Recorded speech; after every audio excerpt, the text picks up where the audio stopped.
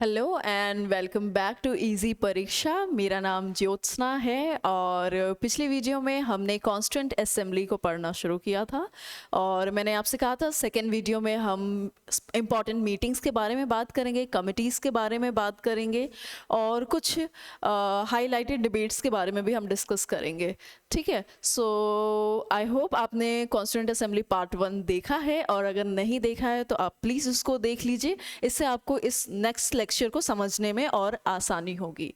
ठीक है, so we are studying about constituent assembly. ठीक है, कॉन्स्टिट्यूएंट असेंबली संविधान सभा, हमने इसकी कुछ फंडामेंटल बातों पे डिस्कस किया था। ठीक है, संविधान सभा है ये, कैबिनेट मिशन प्लान से आती है और फिर लॉर्ड माउंटबेटन आते हैं और कैबिनेट मिशन प्लान को स्क्रैप करते हैं और उसके बाद आता है अपना इंडियन इंडिपेंडेंस एक्ट। फिर जो कॉन्स्टिट्यूएंट असेंबली के जो शुरुआत में मेंबर्स 389 मेंबर्स थे, राइट, इनडायरेक्टली इलेक्टेड 389 मेंबर्स, वो पार्टीशन के बाद और कम हो जाते हैं। ठीक है, अब जाहिर सी बात है दो कॉन्स्टिट्यूएंट असेंबली बननी थी, एक पाकिस्तान एक इंडिया, सो नंबर घट जाते हैं। ठीक है, अब कॉन्स्टिट्यूएंट असेंबली हमने लास्ट लेक्चर में जहां एंड किया था कि पहली मीटिंग कब हुई थी। पहली मीटिंग, फर्स्ट सिटिंग और meeting of constituent assembly CA कब हुई थी? 9 दिसंबर 1946। मैंने आपको एक लाइन भी बताई थी विंस्टन चर्चिल की कि एक ऐसी शादी जिसमें दुल्हन भी गायब थी, और दुल्हन कौन थी यहाँ पे? मुस्लिम लीग। मुस्लिम लीग ने बॉयकॉट किया था। उनका जो डिमांड था कि कॉन्स्टिट्यूएंट असेंबली पाकिस्तान के लिए अलग होनी चाहिए, तो वो हुई नहीं, तो उस वजह से उन्होंने पहली मीटिंग को बॉयकॉट किया था। ठीक है, अब पहली मीटिंग है 9 दिसंबर 1946। तो जो सबसे पहला जो स्टेप लिया जाता है वो ये होता है कि इस कॉन्स्टिट्यूएंट असेंबली के प्रेसिडेंट कौन होंगे। तो उस वक्त तो प्रेसिडेंट हम असेंबली, कॉन्स्टिट्यूएंट असेंबली या आज जैसे हम अपने लोकसभा के स्पीकर है ना और राज्यसभा के चेयरमैन डिसाइड करते हैं, तो उसका एक प्रोसेस है। उस टाइम पे क्योंकि ये पहली मीटिंग थी तो औपचारिक तौर पर सबसे पहले वहाँ पे क्या किया गया, डॉक्टर सच्चिदानंद सिन्हा को प्रेसिडेंट बना दिया गया। क्यों? इलेक्शन नहीं, इसलिए क्योंकि वो सबसे सीनियर थे। तो पंडित नेहरू ने इंसिस्ट किया कि हम डॉक्टर सच्चिदानंद सिन्हा को प्रेसिडेंट बना देते हैं। ठीक है, तो डॉक्टर सच्चिदानंद सिन्हा ये फर्स्ट प्रेसिडेंट बनते हैं। ठीक है, क्यों? Because he was the senior most, for the sake of it, okay, senior most leader or member.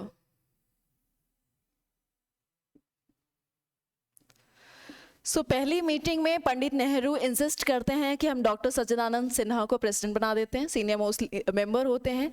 ठीक है, अब इलेक्शन का जो प्रोसेस है, अब इसी मीटिंग में इलेक्शन का प्रोसेस होगा और सेकेंड मीटिंग में इलेक्शन होगा और सेकेंड मीटिंग में ही डॉक्टर राजेंद्र प्रसाद प्रेसिडेंट बनते हैं। और ये क्वेश्चन भी था आपके इस साल प्रीलिम्स में, राइट, कौन सी मीटिंग में होते हैं। ठीक है, अब पहली मीटिंग में ये चीज़ हुई। ठीक है, और मुस्लिम लीग ने बॉयकॉट किया, ये भी हम यहाँ लिख देते हैं। जो इम्पोर्टेंट फैक्ट्स हैं वो हम यहाँ पे लिख देंगे। Muslim League boycotted this, the bride boycotted this. ठीक है, ये चीज़ हो गई।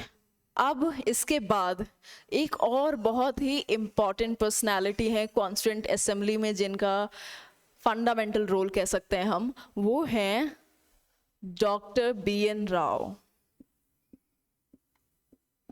उम्मीद है आपने इनका नाम सुना होगा, डॉक्टर BN राव। ये कौन है? ये हमारे कॉन्स्टिट्यूशनल एडवाइजर हैं। ठीक है, इनको कॉन्स्टिट्यूशनल एडवाइजर नियुक्त किया जाता है। क्यों? क्योंकि ये बहुत ही सीनियर ज्यूरिस्ट हैं, ही इज अ ज्यूरिस्ट, और इसी वजह से इनको कॉन्स्टिट्यूशनल एडवाइजर बनाया जाता है। और यहाँ एक बात ध्यान रहे, ये कॉन्स्टिट्यूशनल एडवाइजर हैं, ये एडवाइज करेंगे, ठीक है, ये बेसिकली ड्राफ्ट तैयार करते हैं कॉन्स्टिट्यूशन ऑफ इंडिया का।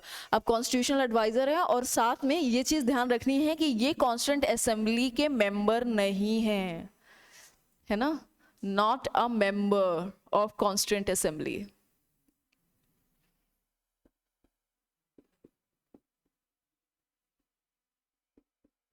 असेंबली, ठीक है, ये मेंबर नहीं है, ये कॉन्स्टिट्यूशनल एडवाइजर हैं। अब इनका बेसिकली काम क्या था? सो डॉक्टर BN राव ने ड्राफ्ट तैयार किया था। कैसे? ये बहुत ही नॉलेजेबल पर्सन है, ये ज्यूरिस्ट हैं, बहुत ही सीनियर ब्यूरोक्रेट हैं, उस वक्त सिविल सर्वेंट भी थे ये, और ज्यूरिस्ट भी हैं, लॉ में इनकी बहुत अच्छी नॉलेज है, बहुत अच्छी पकड़ है। और ये 1940s में इन्होंने काफ़ी देशों का भ्रमण किया, US, UK, कनाडा, सब जगह ये जाते हैं, वहाँ के जजेस, वहाँ के लॉज को पढ़ते हैं, वहाँ का जो रूल ऑफ लॉ है या वहाँ का कॉन्स्टिट्यूशन सब स्टडी करते हैं, वहाँ के ज्यूरिस्ट के साथ लंबा डिस्कशन करते हैं, और उसके बाद उन डिस्कशंस को अपने देश की समस्याओं में, अपने देश की गवर्नेंस सिस्टम में, उनमें से कौन सी चीज़ हमारे देश में लागू की जा सकती है और कितने संशोधन के साथ की जा सकती है, कौन से अमेंडमेंट्स लाने पड़ेंगे, या सब, हर देश का अपना अपना सिस्टम है, हमारी अपनी कुछ मूलभूत समस्याएं हैं, ठीक है, उसमें कुछ अलग तरीके के हमें समाधान की ज़रूरत है। कनाडा का अलग सिस्टम है, UK का अलग सिस्टम है, US अलग सिस्टम है, ठीक है, US काफ़ी डेवलप भी है, ठीक है। तो वो सारे ज्यूरिस्ट के साथ डिस्कशंस करते हैं, बहुत अच्छी अपनी जो इनकी जो यात्रा है बहुत अच्छी जाती है, और तभी सारे देशों का मिला करके लगभग एक हमारे संविधान का एक खाचा तैयार होता है। सो बेसिकली इन्होंने जो सबसे पहला ड्राफ्ट होता है वो इन्होंने दिया होता है, इन्होंने एक ड्राफ्ट तैयार करके दिया। ड्राफ्ट किस चीज़ का? कॉन्स्टिट्यूशन का। जो आज हमारा संविधान है उसका जो बेसिक ड्राफ्ट है सबसे पहले इन्होंने तैयार करके दिया, ठीक है। अब इसके बाद इसी ड्राफ्ट पे डिस्कशन होगा, डिबेट होगा, क्या अमेंडमेंट्स लाए जाएंगे। कॉन्स्टिट्यूएंट असेंबली जो है वो उसके सारे मेंबर्स इसी ड्राफ्ट में डिस्कशन करेंगे, ठीक है, कौन सी प्रोविजन होनी चाहिए, कौन सी नहीं होनी चाहिए, किस तरह से होनी चाहिए, है ना, वो सब अब इसी ड्राफ्ट में सारी चर्चा होगी। और इसी ड्राफ्ट की डिस्कशन, डिबेट और उसी को प्रॉपरली कॉन्स्टिट्यूशन में एक कॉन्स्टिट्यूशन ऑफ इंडिया बनाने के लिए ड्राफ्टिंग कमेटी का गठन किया जाता है। उसी ड्राफ्टिंग कमेटी के चेयरमैन हैं कौन? डॉक्टर अंबेडकर, ठीक है, डॉक्टर अंबेडकर उसी ड्राफ्टिंग कमेटी के चेयरमैन है। और वो ड्राफ्टिंग कमेटी इस ड्राफ्ट को जो डॉक्टर BN राव ने दिया है उसी को डिस्कस एंड डिबेट करती है, ठीक है। अब मैं इसके आगे की कहानी आपको बताती हूँ।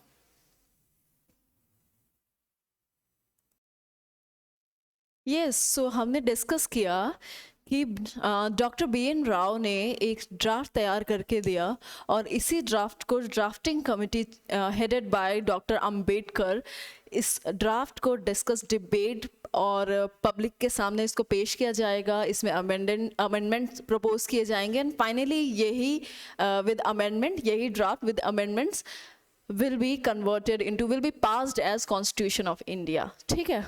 सो डॉक्टर BN राव का ड्राफ्ट कॉन्स्टिट्यूशन, ये ड्राफ्ट उन्होंने फाइनली, मैंने आपको अभी बताया था कि उन्होंने कई सारे देशों में वहाँ के कानूनों को पढ़ा, वहाँ के ज्यूरिस्ट से डिस्कशन किया, चीज़ों को समझा, और ये सब समझने के बाद उन्होंने अपने देश के लिए एक ड्राफ्ट तैयार किया। और ये ड्राफ्ट उन्होंने कॉन्स्टिट्यूएंट असेंबली को फरवरी 1948 में सुपुर्द कर दिया, ठीक है। अब ड्राफ्ट कॉन्स्टिट्यूशन मिल गया है। अब इसका काम जो है इस ड्राफ्ट कॉन्स्टिट्यूशन को पढ़ने, डिस्कशन करने और डिबेट करने और अमेंडमेंट प्रपोज करने का काम है ड्राफ्टिंग कमेटी का, ठीक है। सो ड्राफ्टिंग कमेटी अब ये ड्राफ्टिंग कमेटी, इसका गठन कब होता है?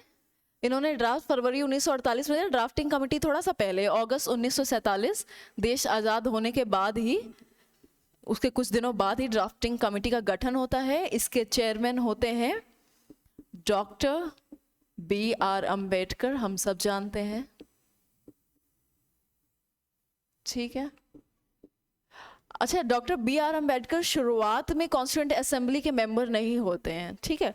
ये शुरुआत में कभी कहीं कुछ स्टेट के सवालों में मैंने ये देखा है, आपको भी पता होगा, आपने पढ़ा होगा, तो डॉक्टर B.R. अम्बेडकर के कॉन्स्टिट्यूएंट असेंबली में मेंबर थे नहीं थे, कहाँ की सीट से वो आए थे, इस सिलसिले में कुछ सवाल होते हैं। तो मैं यहाँ पे शॉर्ट में आपको बता देती हूँ। Doctor B.R. अम्बेडकर इनिशियली, शुरुआत में was not a member of Constituent Assembly। क्यों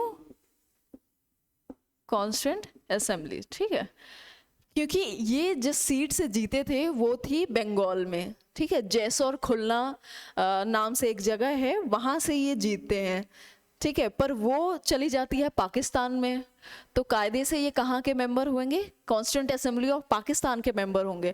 बट ऐसा हुआ नहीं। फिर उसके बाद क्या किया जाता है, एक सेटलमेंट होता है और बॉम्बे असेंबली की सीट को वैकेट किया जाता है। स्पेशली डॉक्टर अंबेडकर को कॉन्स्टिट्यूएंट असेंबली ऑफ इंडिया में इंक्लूड करने के लिए बॉम्बे असेंबली की सीट को वैकेट किया जाता है, और फिर वहाँ से डॉक्टर अंबेडकर जीतते हैं और कॉन्स्टिट्यूएंट असेंबली के सदस्य बनते और चेयरमैन ऑफ ड्राफ्टिंग कमेटी, ठीक है, और बाद में हमारे पहले लॉ मिनिस्टर भी, ठीक है। Initially was not a member of constituent assembly, he was a member of constituent assembly, he was a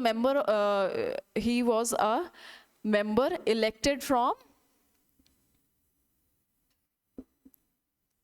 Jessore Khulna, Bengal, ठीक है। और ये जो हिस्सा है ये पाकिस्तान में चला जाता है आज़ादी के बाद। तो फिर फाइनली इनको कॉन्स्टिट्यूएंट असेंबली ऑफ इंडिया में इंक्लूड करने के लिए, यहाँ ऊपर बता देती हूँ, कॉन्स्टिट्यूएंट असेंबली ऑफ इंडिया में इंक्लूड करने के लिए बॉम्बे असेंबली की सीट खाली की जाती है, सीट वैकेटेड,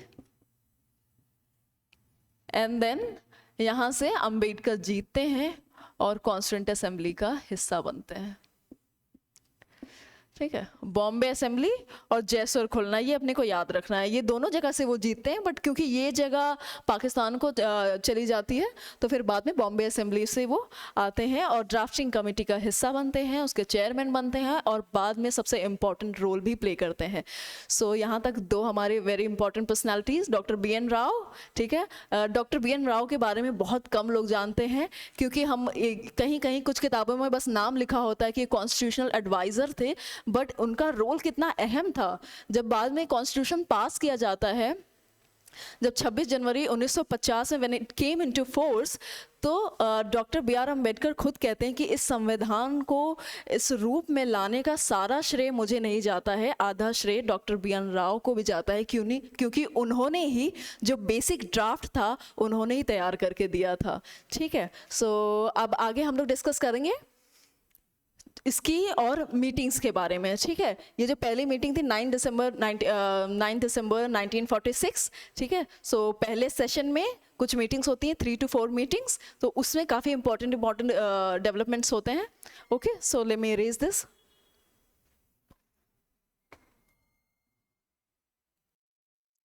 यस, सो अब मैं आपको फर्स्ट सेशन के बारे में बताऊंगी। सो फर्स्ट सेशन में जितनी मीटिंग्स होती हैं वो 9 से 23 दिसंबर 1946 के दौरान होती हैं मीटिंग्स। उसमें से 3 मीटिंग्स हैं जिसमें कुछ इंपॉर्टेंट डेवलपमेंट्स होते हैं, तो इनको मैंने यहाँ पे लिखा हुआ है। सो 9 दिसंबर 1946 फर्स्ट सिटिंग, कॉन्स्टिट्यूएंट असेंबली का formation, setup, constituent assembly setup, ठीक है। 11 दिसंबर 1946, और पहली मीटिंग में आपको बताया था डॉक्टर सच्चिदानंद सिन्हा को, क्योंकि वो सबसे सीनियर मोस्ट लीडर थे, तो उनको प्रेसिडेंट बना दिया जाता है। ठीक है। फिर 11 दिसंबर 1946 में इलेक्शन किया जाता है प्रेसिडेंट के लिए, और doctor Rajendra Prasad became president of Constituent Assembly। ठीक है, प्रेसिडेंट ऑफ कॉन्स्टिट्यूएंट असेंबली। 13 दिसंबर 1946 को क्या, ये पहले ही सेशन की बात हो रही है, यहाँ पे सेशंस होते हैं, ठीक है, जैसे आज की डेट में बजट सेशन, ठीक है, और ऐसे सेशन होते हैं, वैसे उस वक्त ये फर्स्ट सेशन, सेकंड सेशन, ऐसे बहुत सारे सेशंस होते हैं। उन सेशंस के अंदर मीटिंग्स थी, 1 meeting, 2 meeting, second meeting, third meeting. So ये फर्स्ट सेशन की तीसरी मीटिंग है 13 दिसंबर 1946। ये इम्पॉर्टेंट है क्योंकि यहाँ पे पंडित नेहरू ऑब्जेक्टिव रेजोल्यूशन लेके आते हैं, इंट्रोड्यूस्ड ऑब्जेक्टिव रेजोल्यूशन। मैं आपको भी बताती हूँ ऑब्जेक्टिव रेजोल्यूशन है क्या। Introduced objective resolution, objective resolution जो है यहाँ पे इंट्रोड्यूस किया गया, ठीक है, अभी पास नहीं किया गया, ये हम ध्यान रखेंगे। 13 दिसंबर 1946 में ही इंट्रोड्यूस्ड ऑब्जेक्टिव रेजोल्यूशन। इसको हम सीधे सीधे बोल देते हैं साफ तौर पे, ये बेसिकली फिलॉसफी ऑफ कॉन्स्टिट्यूशन है। जो हम संविधान बनाएंगे ना, उसकी जो कोर फिलॉसफी है, पंडित नेहरू उसको ऑब्जेक्टिव रेजोल्यूशन के नाम से इंट्रोड्यूस करते हैं।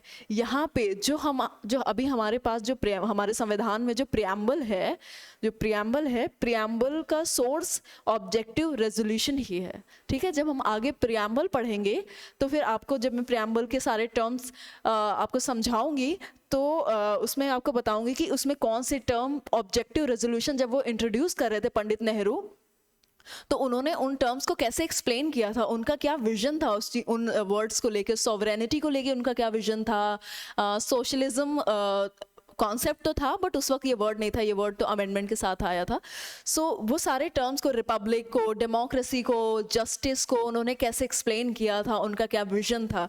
ओके, सो ऑब्जेक्टिव रेजोल्यूशन यानी कि फिलॉसफी ऑफ कॉन्स्टिट्यूशन को इंट्रोड्यूस किया जाता है 13 दिसंबर 1946, एंड 13 दिसंबर से 19 दिसंबर तक इस पे चर्चा की जाती है, इस रेजोल्यूशन पे चर्चा की जाती है। और इसके बाद भी अभी ये पास नहीं होता है, ठीक है। क्यों पास नहीं होता है?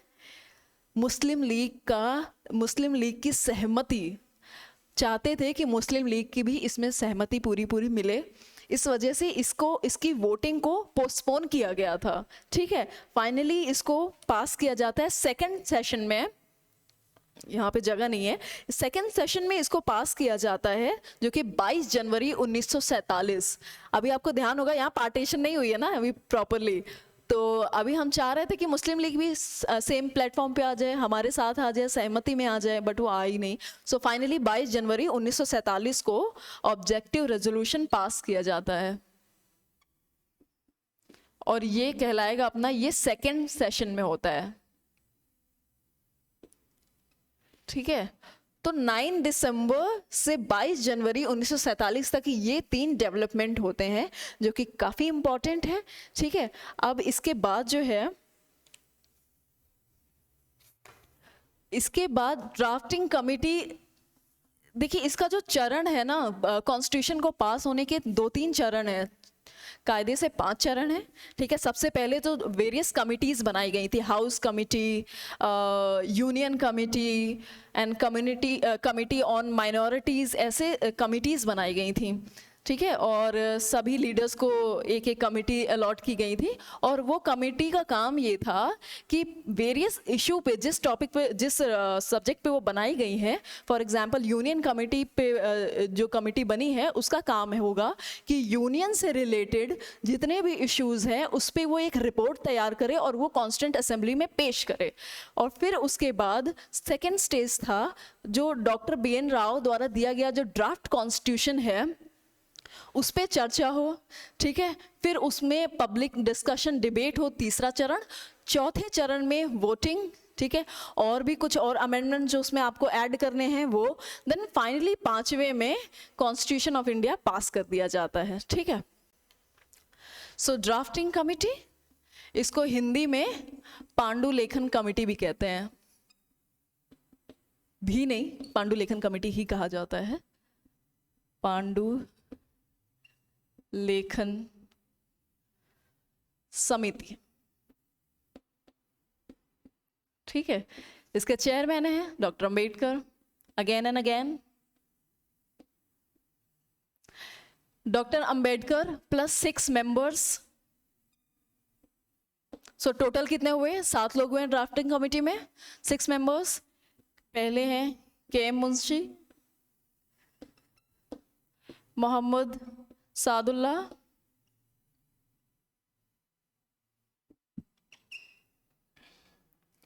अल्लादी कृष्ण स्वामी अय्यर,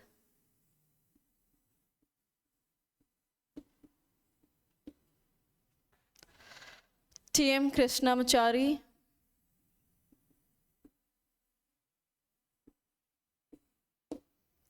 के.एम. मुंशी, मोहम्मद सादुल्लाह, अल्लादी कृष्णा स्वामी अय्यर और Gopal Swami Ayyangar and Madhav Rao. Gopal Swami Ayyangar and N Madhav Rao. पहले अपने डॉक्टर अंबेडकर, दूसरे मुंशी जी, तीसरे मोहम्मद सादुल्लाह, लादी कृष्ण स्वामी अय्यर, गोपाल स्वामी एंड माधव राव। 7 मेंबर्स हो गए। ठीक है, सो ये ड्राफ्टिंग कमेटी के मेंबर्स हैं। और ड्राफ्टिंग कमेटी का गठन कब होता है? अगस्त 1947। फाइनली ये ड्राफ्टिंग कमेटी उन सारे चरण जो मैंने अभी आपको एक्सप्लेन किए, उन सारे चरणों से जाने के बाद 26 नवंबर 1949 को संविधान पास कर दिया जाता है। Constitution of India passed. अब 26 नवंबर आने भी वाला है, सॉरी यहाँ पे 29 लिख गया गलती से, 26 नवंबर आने ही वाला है, संविधान दिवस हम मनाते हैं उस पर। ठीक है, 26 जनवरी 1949, अगस्त 1947 में ड्राफ्टिंग कमेटी, हमने मेंबर्स के बारे में बात की। और yes, and then 26 January 1949 and finally it came into force on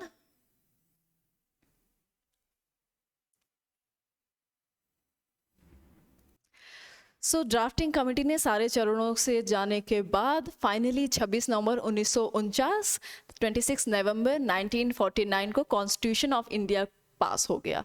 okay, अब 1949 को पास हो गया, लेकिन it came into force on 26 जनवरी 1950। अब इसके पहले भी जो हमारा लास्ट जो मीटिंग है ना, last meeting of constituent assembly happens on constituent assembly on 24th January 1950। ठीक है, ये लास्ट मीटिंग होती है और इस मीटिंग में संविधान के 395 आर्टिकल्स, अनुच्छेद 12 schedules, no it's 8 schedules and 22 parts। ठीक है, 24 जनवरी 1950 आखिरी मीटिंग के दौरान एंड फाइनली ये पास हो जाता है and came into force on 26 जनवरी। अच्छा, 26 जनवरी की डेट क्यों 26 जनवरी ही क्यों? एक्चुअली उस वक्त कुछ तय होता है, कुछ कारणों से ये तय किया जाता है कि जनवरी का जो 3rd संडे होगा ना, उस दिन हम इसको it will came into force on 3rd Sunday. So 26 जनवरी को तीसरा संडे पड़ता है, तो इस वजह से 26 जनवरी 1950 को इट केम इनटू फोर्स। ठीक है, अब ये हो गया। एक फैक्ट है, वो ये है कि 22 जुलाई 1947, थोड़ा हम पीछे चले गए हैं। ठीक है, 22 जुलाई 1947 में नेशनल फ्लैग को अडॉप्ट किया जाता है। नेशनल फ्लैग वाज अडॉप्टेड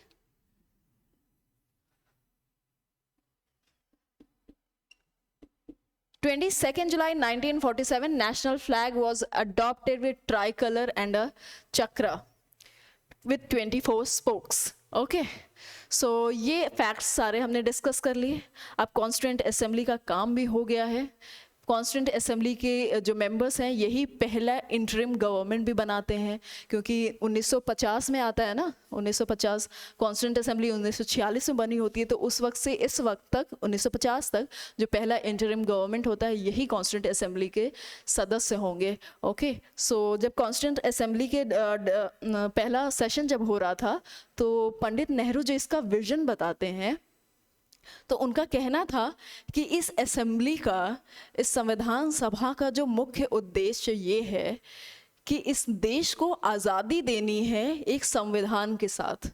वो संविधान जो हम स्वयं बनाएंगे, वो संविधान जो हमारे देश के लोगों का, जिसमें एक्टिव पार्टिसिपेशन उस समय के हिसाब से अगर देखा जाए, आज के हिसाब से नहीं, आज तो हम काफ़ी जागरूक हो चुके हैं, टेक्नोलॉजी है, सब कुछ है, लेकिन उस वक्त सब जितनी भी हमारे देश की जनता थी, सबने पूरी लड़ाई में पूरा सहयोग दिया था. गांधी जी के पीछे भीड़ चलती थी, है ना. सो उनका ये कहना था अब सब जा रहे हैं और हम अपने देश को, उस देश को जिसने इतनी लंबे से समय से लड़ाई लड़ी है, एक संविधान देंगे आज़ादी के साथ. इसलिए हम पोस्टपोन नहीं करेंगे. ये कई सारी उस वक्त पॉलिटिकल सिचुएशन बन रही थी जिससे कॉन्स्टिट्यूएंट असेंबली को पोस्टपोन करने का भी मुद्दा चल रहा था. तो उन्होंने कहा कि नहीं, अब हम पोस्टपोन नहीं करेंगे, इस संविधान को इसी संविधान सभा के साथ ही लेके आएंगे, आज़ादी के साथ लेके आएंगे.